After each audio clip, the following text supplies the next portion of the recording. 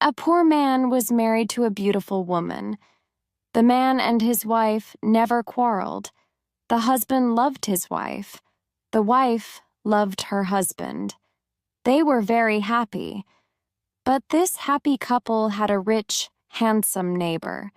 He saw the poor man's beautiful wife, and he fell in love with her.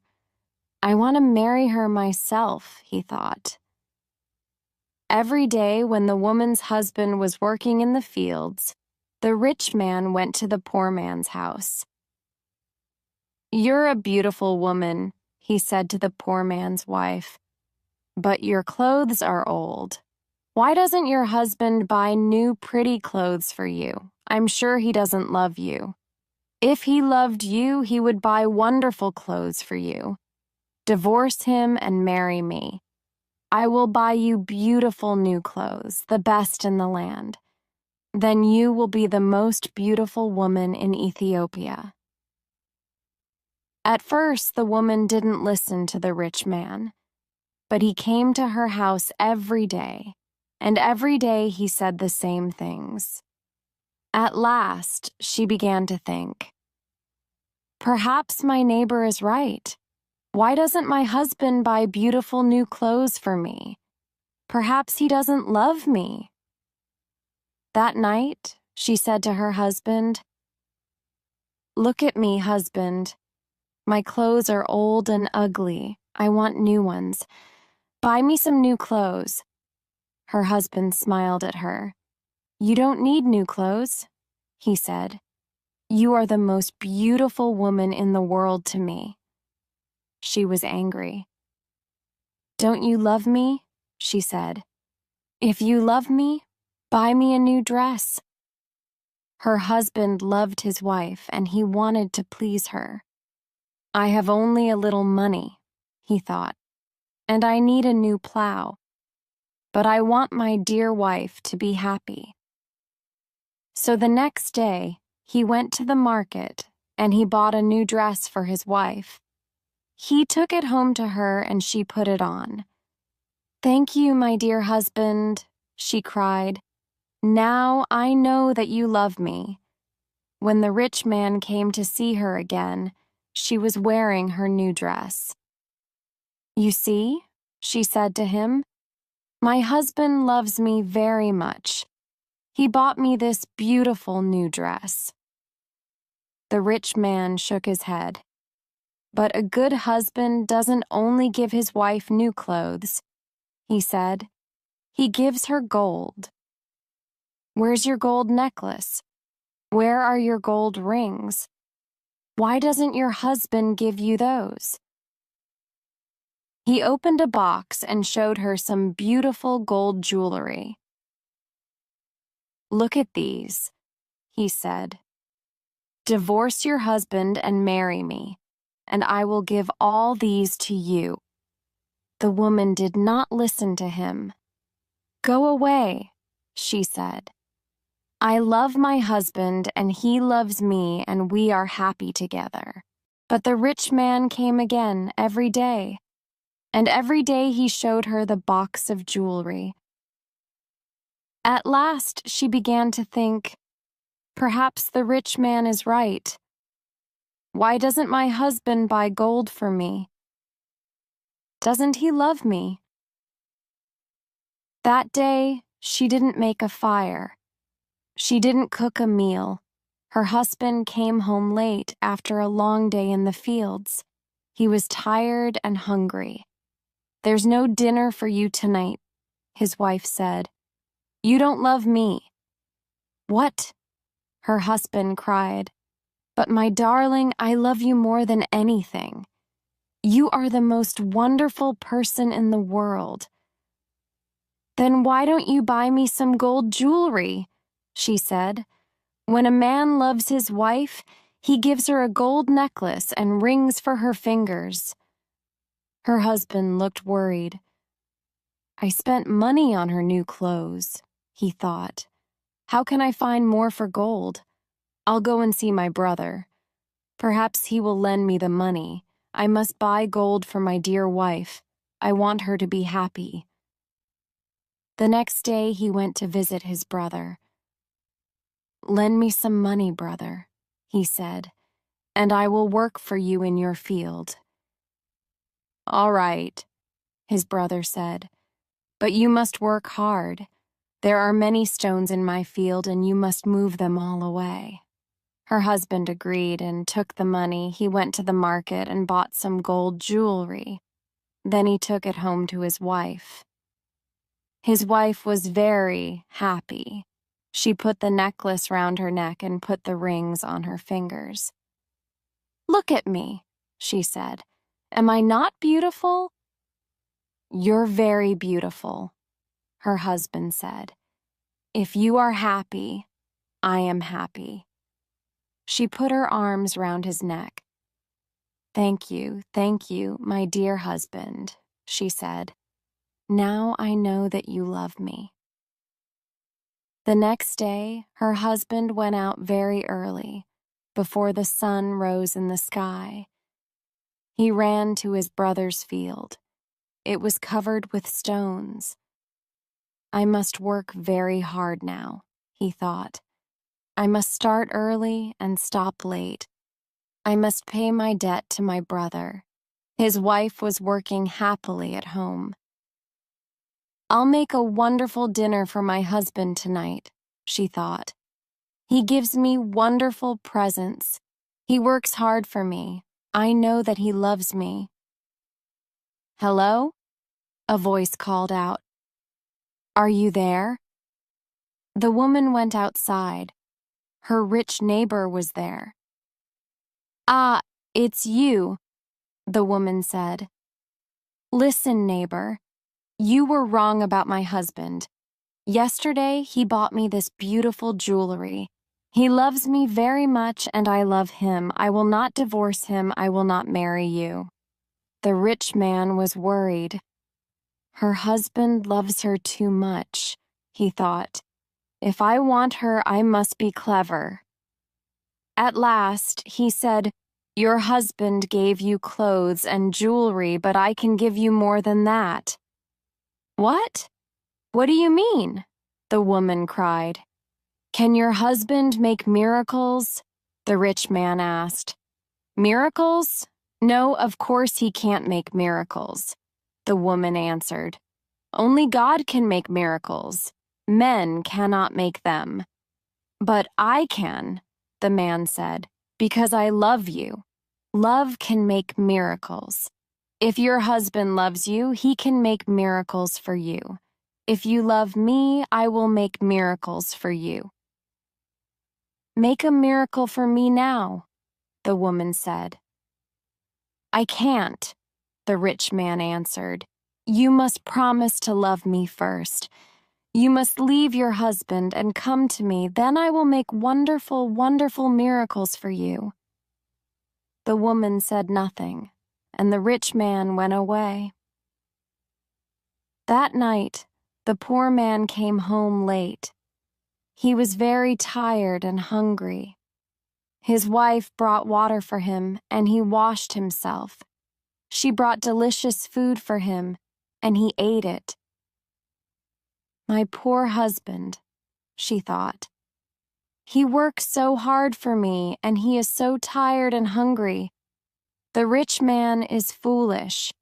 How can my husband make miracles? It's impossible." But the next day, and the day after, and the day after that, the rich man came to her house again. "Did your husband make a miracle for you yesterday?" he asked the woman. "Leave him and love me, and I will make many, many miracles for you every day." At last, the women began to listen to him. One day, when her husband came home, she was sad. "Wife, dear wife, what is wrong with you?" cried her husband. "Are you sick?" "No," she said. "I'm sad because you do not love me." "What?" cried her husband. "But you know that I love you. I bought you new clothes. I bought you gold jewelry. You're the most precious thing in the world to me, but you don't make miracles for me, his wife said. Her poor husband was very surprised. Miracles? Of course I can't make miracles, he said. Why do you want a miracle? Who gave you the idea? Our neighbor came to see me today, the woman said. Love makes miracles, he said. If a man loves a woman, he will make miracles for her. Her husband was very worried. That wicked man wants to take my wife, he thought. All this trouble comes from him. When he first came here, she wanted new clothes. Then she wanted gold jewelry.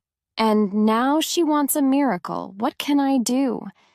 If I don't make a miracle, perhaps my wife will leave me and marry him. The next day, he went slowly to work in his brother's field. I must pray, he thought. Only God can help me now. He looked up to heaven. Oh, Lord God, he prayed, please help me to make a miracle. I love my wife and I want to keep her. Don't let this rich man take her from me. He worked all morning. He was moving stones from his brother's field. In the middle of the day, he sat down under a tree to rest. A man was sitting there already. Who are you? The poor man asked. I am a wizard, answered the man, and I have a gift for you.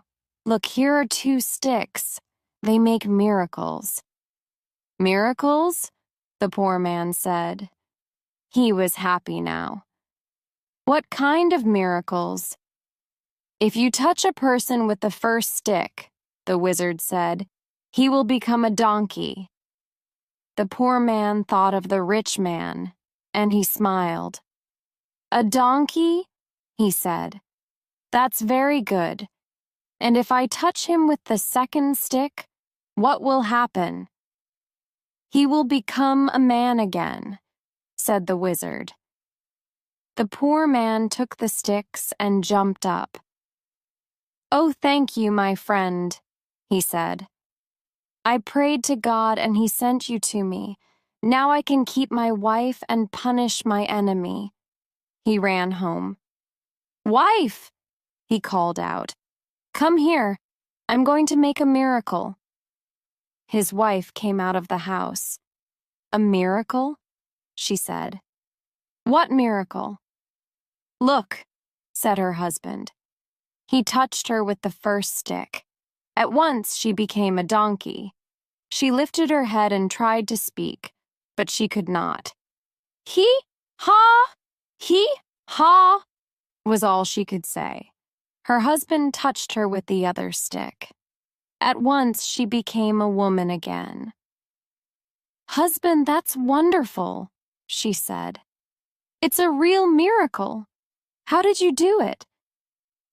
I prayed to God, her husband said, and he helped me. And now, wife, I am going to punish my enemy. Your enemy, said his wife. Who is that? You know my enemy, her husband said. He was looking at her. He wasn't smiling now. It's the rich man, our neighbor. He comes to our house when I am working in the fields. He gives you bad ideas. Ask your husband for new clothes, he says. Ask him for gold jewelry. Ask him for a miracle.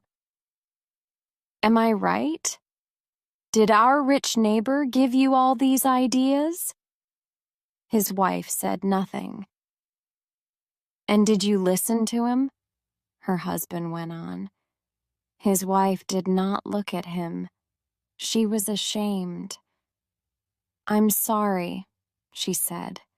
It's true. He said all those things. He wanted me to divorce you and marry him, and I listened to him. And do you want to divorce me and marry him? Her husband asked. She looked at him. Her eyes were full of tears. No. "Dear husband, I want to stay with you forever, and I will never listen to him again." "Then take this stick," her husband said, "and touch the rich man with it." He gave his wife the first stick, but he hid the second one in the roof. The next day, he went to work. Soon, the rich man arrived at the woman's house. "Well," he asked her, "and can your husband make miracles yet?" "Yes," she said, and she touched him with the first stick. At once, the rich man changed into a donkey. "Now," said the woman, "you can go to work and help my dear husband." She took the donkey out to the fields. Her husband was working there. He was moving stones from his brother's field. "Ah," he said, "a donkey. Now I can finish the job quickly." From that day, the poor man gave the donkey many heavy loads to carry. The donkey carried stones away from the fields. It took sacks of teff to the market, and it brought flour and coffee home again. For many years, the donkey worked for the poor man. The poor man was not so poor now. The donkey was helping him. He was becoming richer. One day, the poor man looked at the donkey. It was tired and old. It stood still. Its head was bent down. The poor man was sorry for it. He went into his house and brought out the second stick. Then he touched the donkey with it. At once, the rich man stood there. But he was not a handsome young man now. He was old. His back was bent. He was very, very tired. "You tried to take my wife away from me," the poor man said. "That was wrong. Go home now. Don't look at other men's wives again." The rich man went away, and he never came back again. But the poor man and his wife lived happily together for many more years.